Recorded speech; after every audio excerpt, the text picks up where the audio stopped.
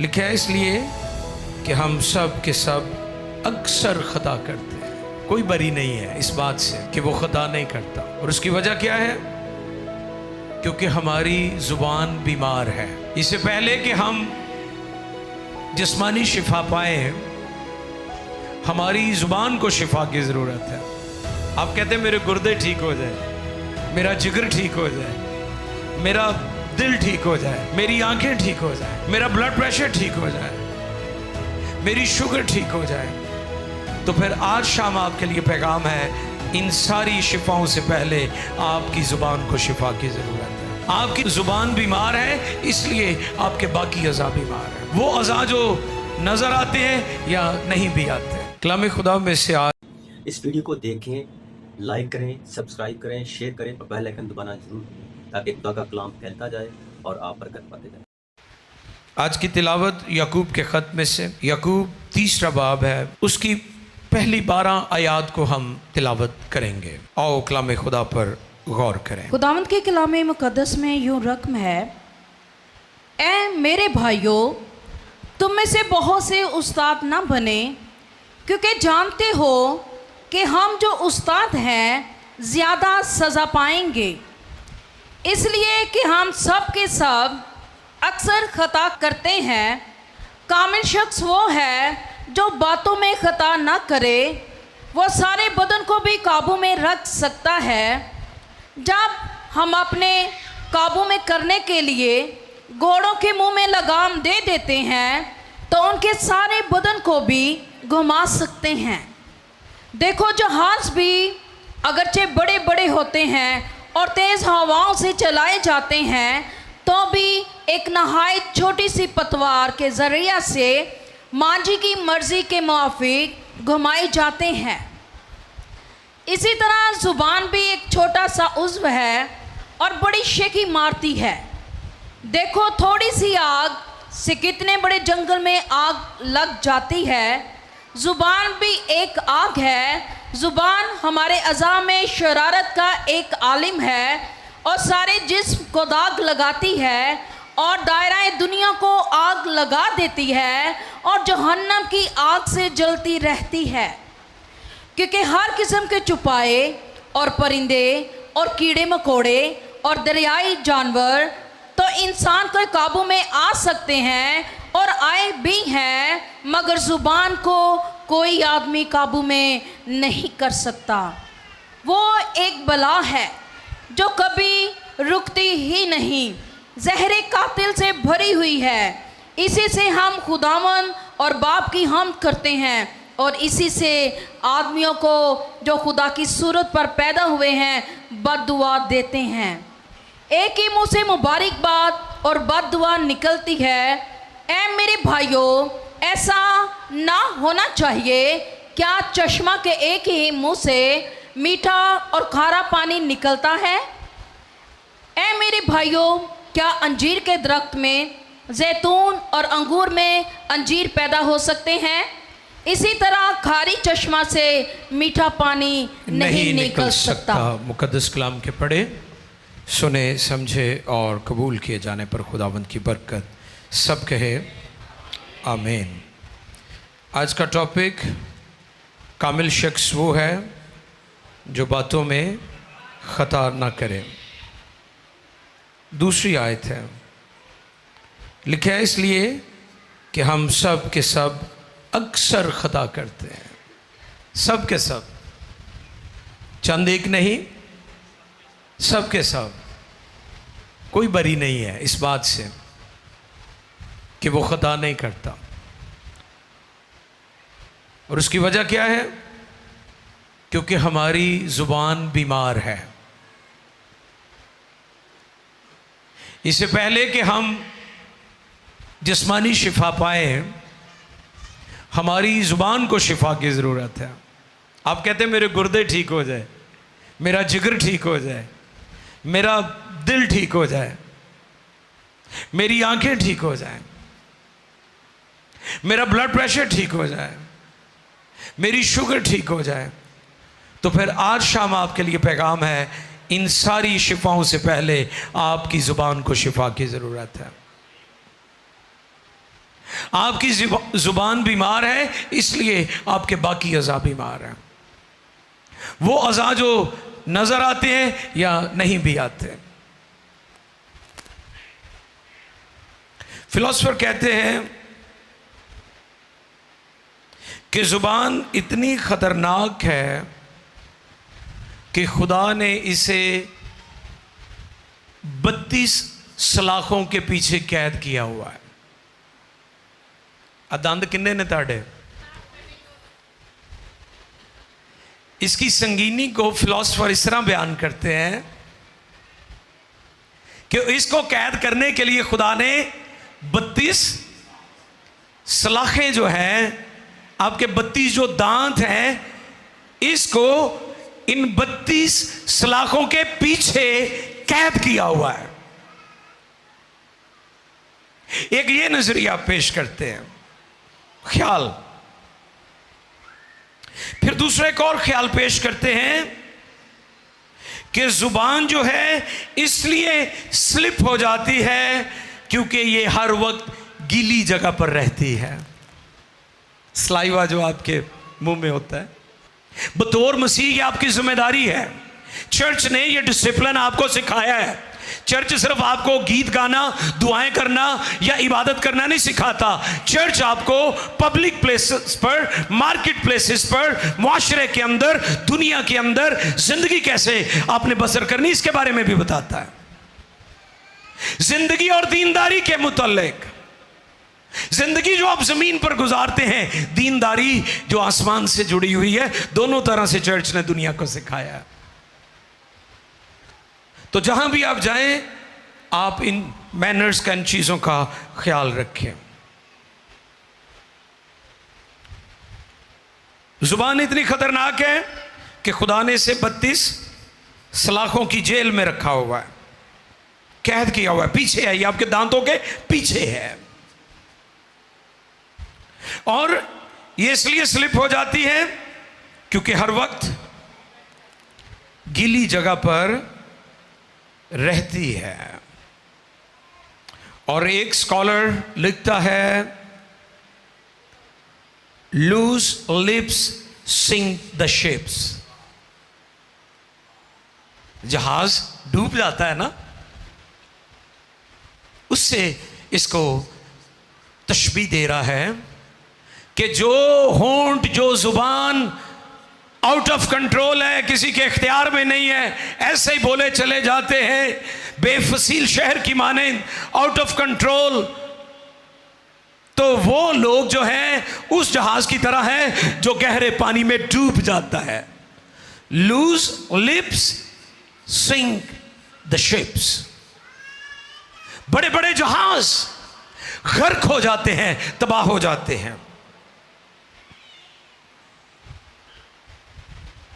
मैं फिर दोहरा देता हूं, अगर आप चाहते हैं कि आप के बाकी अज़ा शिफा पाएं, तो पहले अपनी ज़ुबान की शिफा के लिए दुआ करो। क्योंकि जब आपकी ज़ुबान शिफा पा जाएगी तो आपके गुर्दे शिफा पा जाएंगे, आपका दिल शिफा पा जाएगा, आपका जिगर शिफा पा जाएगा, आपका सारा बदन शिफा पा जाएगा। हालेलुया, कह दो हालेलुया, शाबाश। पहली आयत में लिखा, बहुत से उस्ताद, इत्थों गल शुरू हुई। अब ये सिर्फ बाइबल के उस्तादों की बात नहीं है, बाकी उस्ताद भी हैं। जैसे म्यूजिक टीचर हैं, आपको म्यूजिक सिखाते हैं, तबले के उस्ताद हैं। वैसे तो हुण लोगों को उस्ताद बनने का बड़ा शौक है। अच्छा, जो एक गल तुहाडे ज़हन च आ जाती है ना कि मैं उस्ताद हाँ, उस्ताद साहब, उस्ताद खान साहब, तो वहाँ से आपका सवाल भी शुरू हो जाता है, क्योंकि आपके अंदर सीखने का अमल ख़त्म हो जाता है। इसलिए हम कहते हैं कि हम बाइबल मुकद्दस के सारी ज़िंदगी तालिब इल्म रहते हैं, हम सीखते रहते हैं बाइबल। आप 2 साल की सेमिनरी कर लें, 3 की कर लें, 4 साल की कर लें, या 13 साल वाली सेमिनरी भी आप कर लें, आप फिर भी उस्ताद नहीं हैं। क्योंकि ये अमल, ये काम आपकी जिंदगी में जारी रहता है। और यहां पर खबरदार क्या किया गया है? पहली आयत में, ए मेरे भाइयों तुम, ऐ मेरे भाइयों, ए मेरे भाइयों तुम में से बहुत से उस्ताद तुम में ना से बने, बहुत से उस्ताद ना बने, क्योंकि जानते हो कि हम जो उस्ताद हैं, क्योंकि जानते हो कि हम जो उस्ताद हैं ज्यादा सजा पाएंगे। कि हम जब ये फील करना शुरू कर देते हैं ना कि हुण मैनू आ गया है काम, हुण अपना काम सीधा हो गया है, हुण मैनू अपने उस्ताद दी या अपने चर्च दी या अपने पास्टर दी या अपने लीडर की ज़रूरत नहीं है, उत्थों साड़ा काम डाउन होना शुरू हो जाता है। लीडर कुछ भी ना करे, आपके लिए दुआ ही करता रहे ना, यह बड़े नफे की गल है। माँ प्यो तुहानू कुछ भी ना देन बुढ़ापे च, ते तुहाडे लई दुआ भी कर देन ना, तो यह नफे की गल है। तो दुआ लेंदे रहा करो, माँ बाप कोलों, उस्तादां कोलों दुआ लेंदे रहा करो। लोगों का सवाल उस वक्त शुरू होता है जब लोग ये फील करना शुरू कर देते हैं, ओ जी हुण मैनू तुसीं किसी चंगी जगह ते पाया करो, हुण मैं भी बड़ी शाय हाँ, मेरे कपड़े बड़े महंगे ने, ओ मैनू तो कलीन ते बहना चंगा नहीं लगता, बस बह जाना, मैं खुश नहीं होना। ये जो फीलिंग्स आपके अंदर आती है, ये आपके ज़वाल की फीलिंग्स हैं, आपकी तनज़ली और डाउनफॉल की ये जो साइंस हैं जो आपकी ज़िंदगी में ज़ाहिर हो रहे हैं। तो हमेशा ये कहें कि मैं शागिर्द हूँ। हालेलुया। शागिर्द हमेशा सीखता रहता है, उसकी ज़िंदगी में सीखने का अमल कभी भी ख़त्म नहीं होता। शागिर्द कारामूस लामत। तीसरी आयत में लिखा है, घोड़ों के मुंह में लगाम देते हैं। क्या देते हैं? तो उनके सारे बदन को भी घुमा सकते हैं। अब तो खैर तांगा घोड़ा जड़ा है वो तो नज़र ही नहीं ना आंदा, वैसे ये शाही सवारी है। रॉयल्टी जो है, जो लोग रॉयल फैमिली से होते हैं, आज भी बरतानिया में आप देखें कि जब वो अपने हाई प्रोफाइल मेहमानों को प्रोटोकॉल देते हैं तो बग्गियों में वो लेकर जाते हैं। हम तो खैर नेचर से बहुत दूर चले गए। जैसे जैसे दुनिया में तरक्की जिद्दत आ रही है, इंसान पता नहीं कहाँ जा रहा है। रात को जब हम लाहौर से आए तो मैंने वो भाई पीटर से पूछा, मैं क्या शवारमे वाली दुकान सुबह 4 बजे भी खुली है? कहते सारी रात खाते हैं। तो मैं क्या जड़ा हस्पतालों च रश है वो इसलिए है। दुनिया में भी हॉस्पिटल्स हैं, ये जड़ा रश तुहाडे मुल्क च पिया होया है ना, ये दुनिया च बाकी किते नहीं हैगा।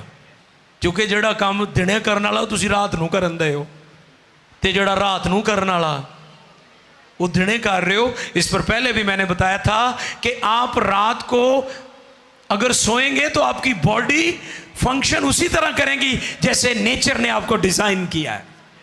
आप दिन को जितना मर्जी सो ले, क्योंकि सूरज निकला होता है। आपको जो डिजाइन किया है खुदा ने, वो इस तरह नहीं किया कि आप दिन भर सोते रहे और रात भर जागते रहे। आप बीमार हो जाएंगे, आप मफलूज हो जाएंगे, आप मेंटली डिसऑर्डर हो जाएंगे।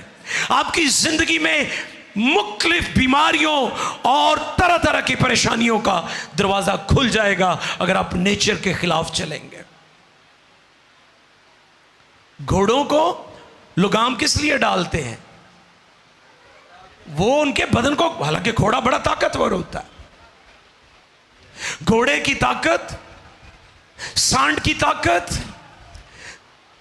और बाइबल मुकद्दस में खच्चरों की ताकत का तस्करा में मिलता है कि ये बड़े स्ट्रांग होते हैं, ये बड़े मजबूत होते हैं, लेकिन उनके मुंह में डाली गई लगाम जो है उनसे उनकी पूरी बॉडी को आप घुमा सकते हैं। जैसे मैंने कहा, अब तो तांगे का रवाज नहीं है। हमें याद है बहुत साल मैंने अपनी खिदमत, अपनी मिनिस्ट्री तांगों पर भी की है, साइकिल्स पर भी की है। आजकल के फैंसी पास्टर्स को शायद इसका तजुर्बा ना हो, लेकिन जिन लोगों ने खिदमत में कुर्बानी दी है, जो कुर्बानी और किंगडम के लिए जिन्होंने अपना वक्त इन्वेस्ट किया है, वो उसकी कीमत का अंदाजा उनको है कि मिनिस्ट्री जो है वो सिर्फ प्रॉस्पेरिटी का नाम नहीं है। मिनिस्ट्री वफादारी का नाम भी है कि आप खुदा के वफादार हैं। आपके पास कुछ है या नहीं है, आप खुदा के वफादार हैं। ये मिनिस्ट्री है। सब कुछ मिल जाना ये कामयाबी नहीं है। कामयाबी ये भी है कि आपके पास कुछ भी ना हो फिर भी आप अपने खुदा से वफादार हैं। और क्या लिखा है कि घोड़ों को लगाम, जब हम अपने काबू में करने के लिए जी घोड़ों के मुंह में लगाम देते हैं तो उनके सारे बदन को भी घुमा सकते हैं। बिल्कुल ठीक है। जुबान कंट्रोल तो बदन कंट्रोल, नोट कर लें ये पॉइंट। जुबान कंट्रोल तो बदन कंट्रोल। बुड़बड़ाना, अगर कुछ भी ना आप करें, गीबत ना करें, चुगलियां ना करें, लोगों के बारे में डिस्कशन, किते भी तुसी बह जाओ, तुसी खाने वाले टेबल ते बह जाओ, उत्थे लोकां नूं डिस्कस करदे वेखोगे। तुसी शादी ते चले जाओ, तुसी किसी फौतगी ते चले जाओ, तुसी किसी दे घर चले जाओ, तुसी वेखियो लोग अपनी गल घट ते लोकां दी बहुती करदे ने। मैंने इस पर पहले भी बताया था कि आप अपने मोबाइल की रिकॉर्डिंग, ऑडियो रिकॉर्डिंग ऑन करके अपनी पॉकेट में डाल लें और 24 घंटों में आपने नोट करना है आपने कितना दूसरों को डिस्कस किया है। आपकी गुफ्तगू का ज्यादा वक्त जो है वो दूसरों के बारे में होगा, क्योंकि आपकी जुबान कंट्रोल में नहीं है। आपने इस पर काम ही नहीं किया, आपने इस पर तवज्जो ही नहीं दी। और रूटीन बनी हुई है हमारी कि हम मोस्ट ऑफ द टाइम दूसरों को डिस्कस करते हैं। और शेखियां हमारी देखने वाली हैं। अब चूंकि सोशल मीडिया का दौर है, सारियां शोखियां सी उत्थे ही मार दें, वो पिछे ब्रेक ही नहीं लगती। खिंचते हैं फोटो तो पा दो, खिंची फोटो तो पा दो। अच्छा, असी कई बार अपनियां बातां दियां हले पाइयां नहीं होंदियां फोटोआं, वो पहलों ही चुड़ियां होंदियां ने उत्ते। वो पता नहीं कित्थों खिंच लेंदे ने, की करदे ने। इन्नी स्पीड, इतना फास्ट। वो असी जिन्होंने काम किया हुंदा है, मीडिया हमारा, इतने महंगे कैमरे उनके पास, इतनी मेहनत करते हैं हमारे बच्चे भाग भाग के, तो जे शानी होए तो वैसे बंदा बेचारा हलकान हो जाता है, क्योंकि थोड़ा भारा भी है। तो आप मुझे बताएं कि अभी वो हम डालते भी नहीं हैं तो वो जनाब पहुंची होती है। हम क्या कर रहे हैं, हम किस तरफ जा रहे हैं? मैं आज शाम आपको यह पैगाम देना चाहता हूं, जुबान कंट्रोल तो बदन कंट्रोल। फिर लिखा है कि आप के अल्फाज जो है वो एक चिंगारी की मानिंद हैं, स्पार्क। आपको पता है जब गंदम की फसल की कटाई हो रही होती है तो कई दफ़ा कई लोगों की गंदम जो है वो, कई बेवकूफ़ सिगरेट पीते हैं, चलते चलते ऐसे सिगरेट फेंक देते हैं तो उससे किसान बेचारे की पूरे साल की मेहनत जमा पूंजी बर्बाद हो जाती है, एक महज छोटी सी चिंगारी से। तो यही काम जुबान भी करती है। लिखा है पूरे जंगल में आग लगा देती है। और जो लफ्ज आगे हमने सुना था वो लफ्ज आलम है, आलिम नहीं। आलिम जो होता है वो तालीम देने वाला, जिसको खुदा ने इल्म से नवाजा हुआ है, वो आलिम होता है। आलम जहान होता है। तो इस जगह पर जो लफ्ज है वो आलम है, यानी दुनिया। जुबान की अपनी एक दुनिया है। सुनिए, ये अपने अंदर अपना एक वर्ल्ड रखती है, दुनिया, इसका अपना एक जहान है। आप तो कहते ना और डॉक्टर भी कहते जुबान दिखाओ, चंगा करता है। डॉक्टर के पास चले जाएं, असर भाई डॉक्टर फड़दा ही तुहानू जुबान तो है, तो तुसी अपनी जुबान तो ही फड़े जाते हो। वो कहता मुँह खोल, वो रखा होंगे उन्हें नाल ऐ करके उससे, हाँ यस, जुबान तो पता चल जाता इनू किहड़ा मर्ज होया होया, तुहाड़ियां गल्लां तो पता चल जाता तुहानू किहड़ा मर्ज होया होया। इसका अपना जहान है, इसकी अपनी दुनिया है, और अगर आप इस पर कंट्रोल पा जाएं, जिस दिन आपने इस पर कंट्रोल कर लिया, आपने सारी दुनिया को फतह कर लेना है। और हमने बाहर की दुनिया को फतह करने की कोशिश की है, लेकिन अंदर की दुनिया में आज भी हम नाकाम हैं।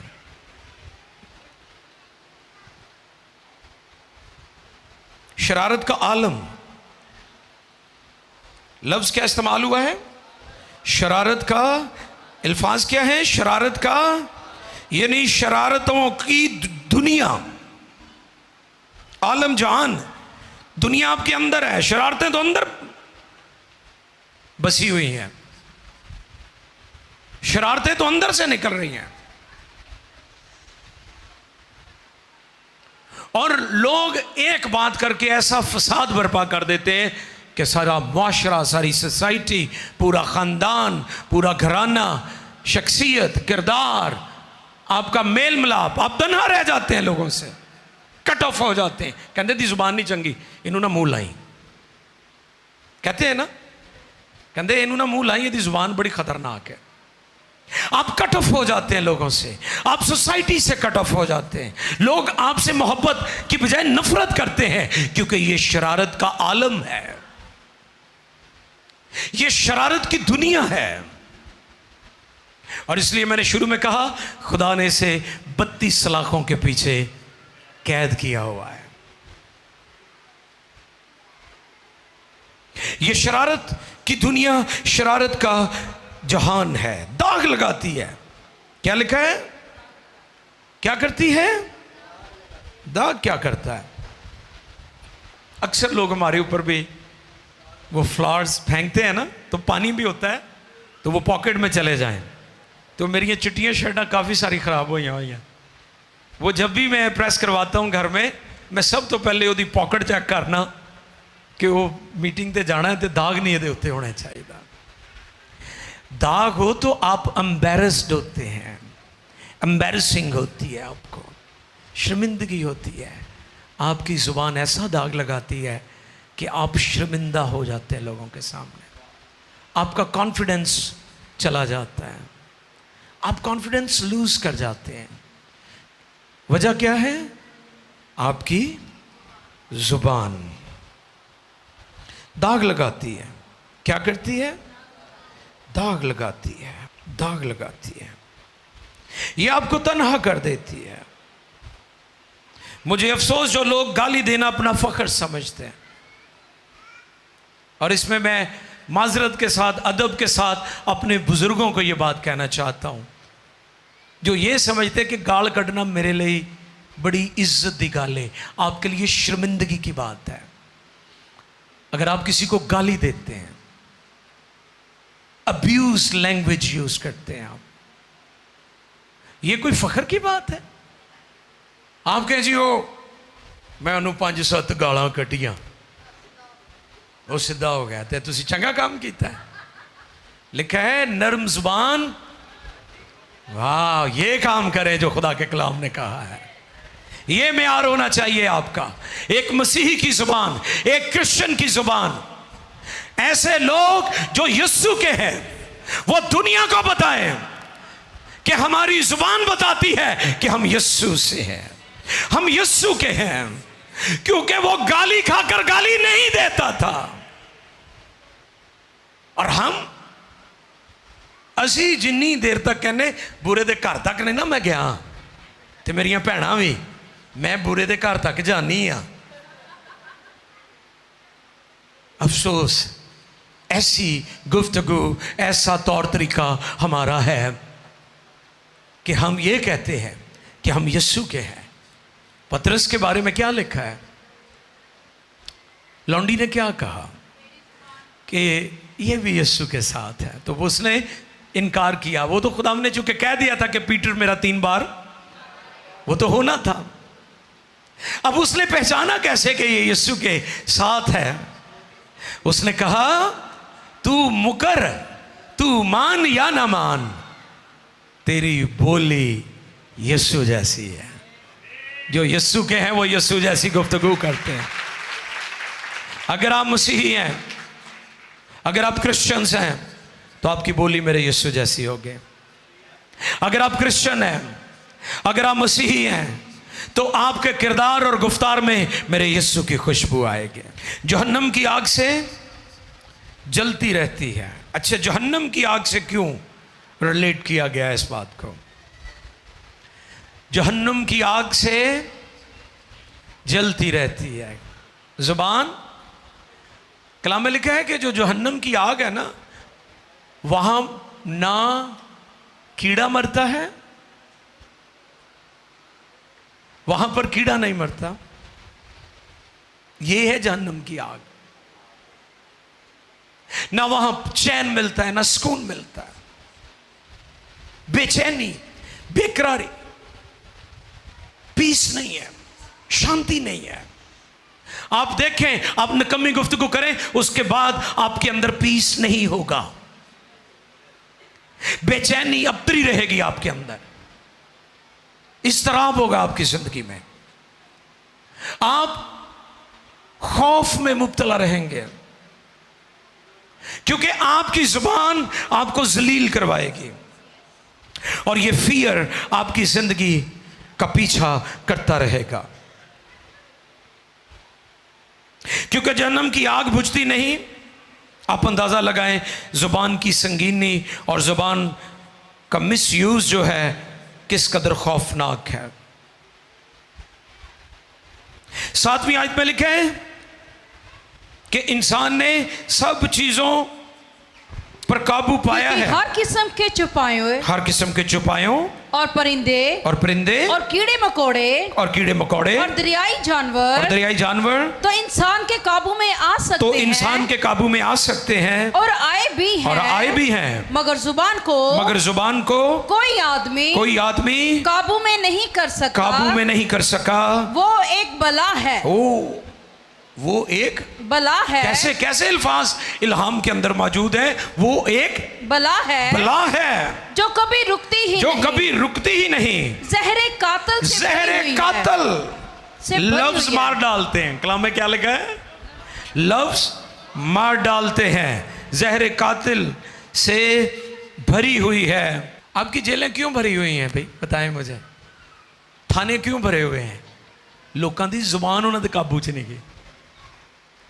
अगर लोग जुबान को कंट्रोल कर लें तो ये जो दुनिया में जराइम होते हैं, दुनिया में जो दंगे फसाद होते हैं, दुनिया में जो झगड़े होते हैं, दुनिया में जो कत्लो गारत होती है, आपको पता छोटी छोटी बातों से काम कहां से कहां तक पहुंच जाता है, कहां से कहां तक पहुंच जाता है। खानदान घराने उजड़ जाते हैं, बर्बाद हो जाते हैं।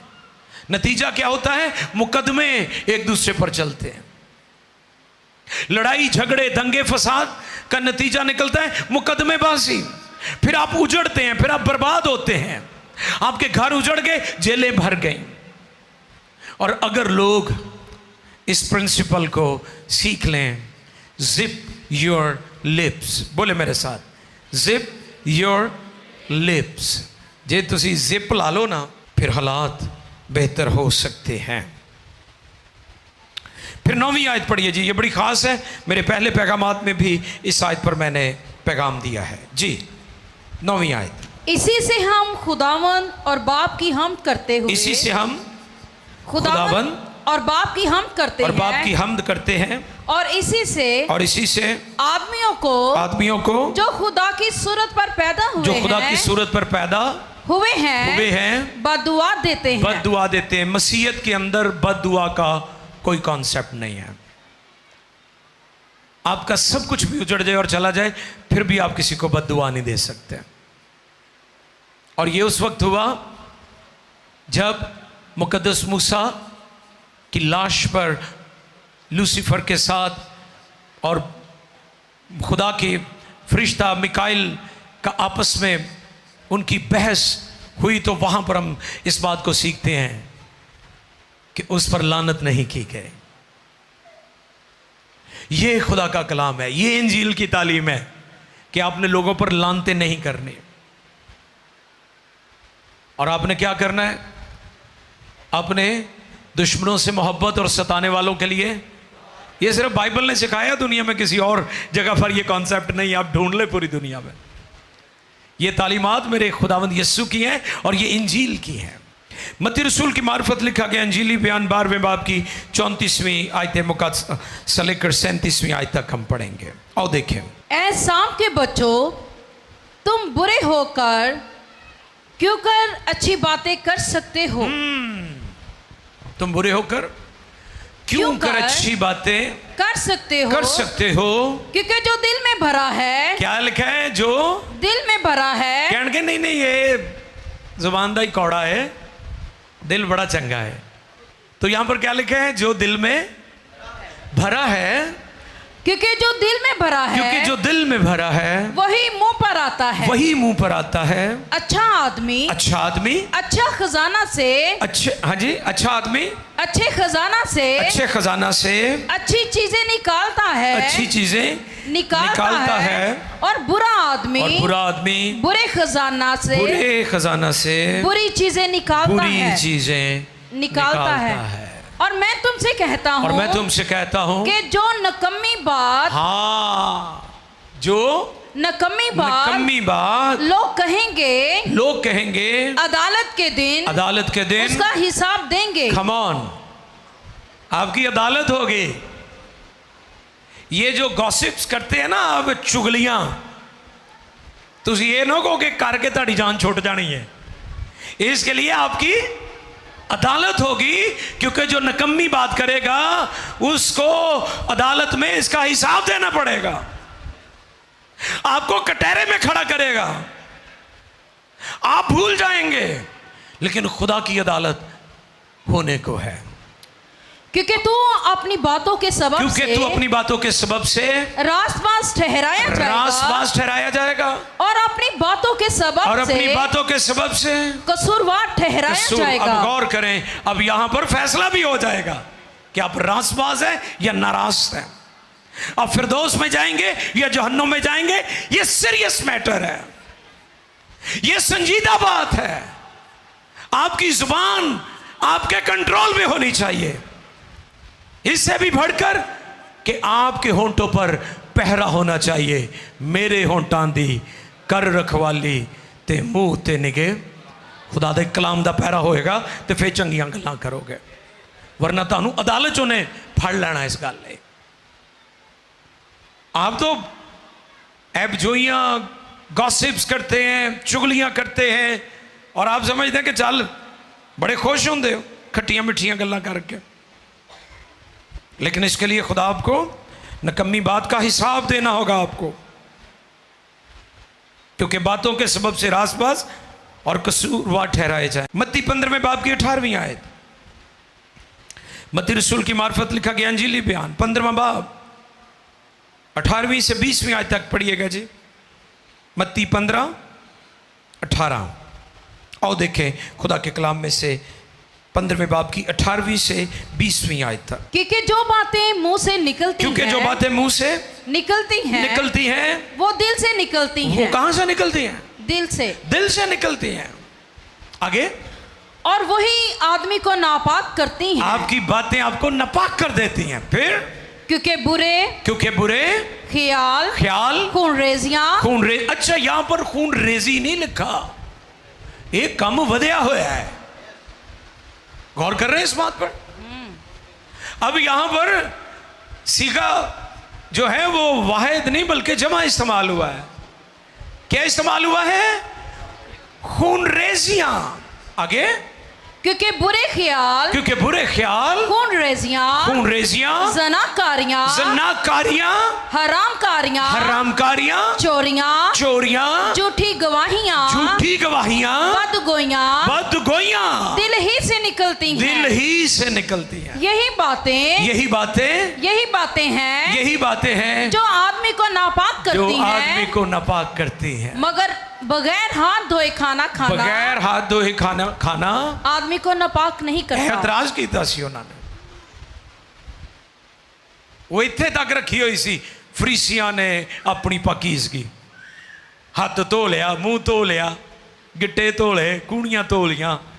तो वहां पर यीशु मसीह ने कहा कि सिर्फ हाथ धोने से आपकी तहारत मुकम्मल नहीं है, जब तक तुम्हारा बातन दुरुस्त नहीं होगा, जब तक तुम्हारे अंदर से ये कबाहतें, ये खबासतें, ये गुनाह, ये नापाकियां नहीं जाएंगी, तब तक तुम पाक नहीं हो। यहूदी सिर्फ समझते थे कि असि हुण हाथ धो के रोटी खाधी आ, असी सैटा।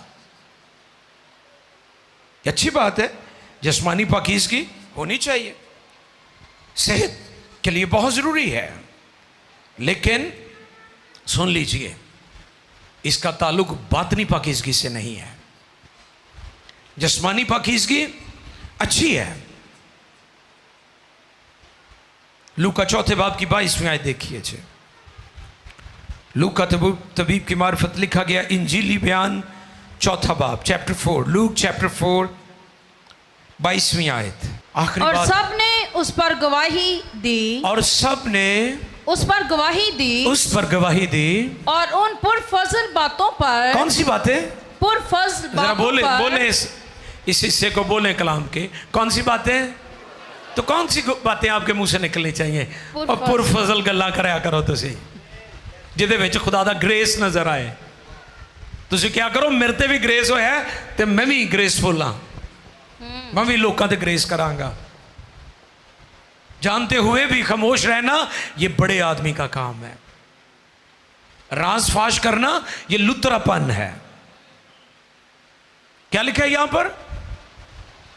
और सब ने उस पर गवाही दी, और सब ने उस पर गवाही दी, और उन पुरफजल बातों और पर, उन पुरफजल बातों पर जो उसके मुंह से निकलती जो थी, उसके यानी यीशु के मुंह से निकलते थे, ताजुब करके कहने लगे, क्या ये यूसुफ का बेटा नहीं? हाँ, क्या ये यूसुफ का बेटा नहीं? उसने उनसे कहा, तुम अलबत्ता ये मिसल मुझ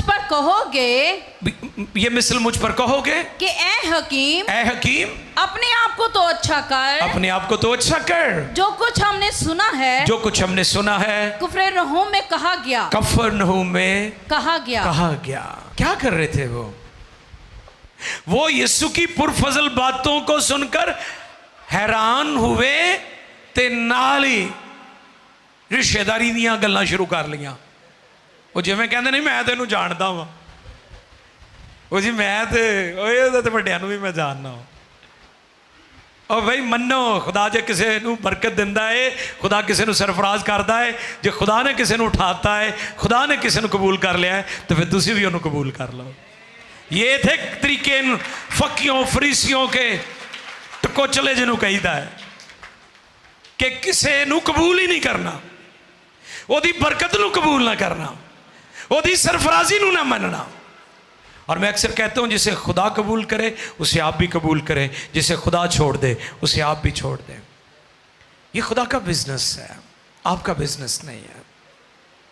आपने पुरफजल बातें करनी है, जो बातें हमारा खुदावंद करता था। आपकी सेहत कलामी होनी चाहिए, आपकी ज़ुबान पर आपका कंट्रोल होना चाहिए। जिस दिन आपकी ज़ुबान शिफा पा गई, आपके गुर्दे शिफा पा जाएंगे, आपका दिल शिफा पा जाएगा, आपके जिगर को शिफा मिल जानी है, आपकी आंखों को शिफा मिल जानी है, आपको कानों की शिफा मिल जानी है, आपको जिल्द की शिफा मिल जानी है। ये शिफाएं इसलिए नहीं आपको मिल रही, आपकी ज़ुबान अभी तक बीमार है। आओ फजल मांगे। मैंने शुरू में कहा था कामिल शख्स वो है जो बातों में ख़ता, तो आगे मैंने क्या बताया? खुदा से फजल मांगे। आंखें बंद कीजिए और खुदा से फजल मांगे, कहे मुझे पुरफजल बातें करने की तौफीक दे, मुझे पुरफजल बातें, क्योंकि लिखा है